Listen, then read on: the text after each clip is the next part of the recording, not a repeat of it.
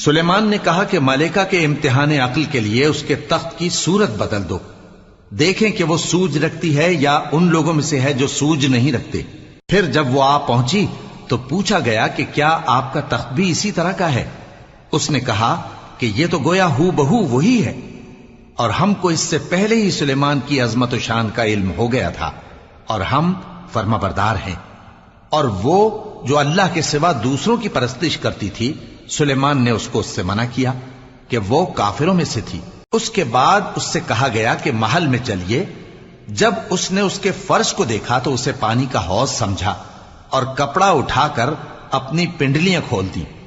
سلیمان نے کہا یہ ایسا محل ہے جس کے نیچے بھی شیشے جڑے ہوئے ہیں۔